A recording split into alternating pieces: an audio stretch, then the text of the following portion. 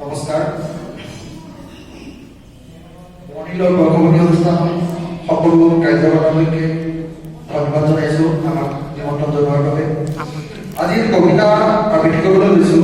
কবিতাটোৰ নাম দক্ষিণাপুৰৰ বাৰী, মোৰ সহযোগ কবিতা। মৌনতাৰ চাপৰি উদাস ক্লান্ত আগলৈ ঢাকি নিত্য কৰ্মন্ত জীৱনৰ ছবিবোৰ আস্থানৰ শিপালত শব্দগুঞ্জনৰ প্ৰয়োগ বৰ নিৰ্মল যেন অচিনা মানুহ।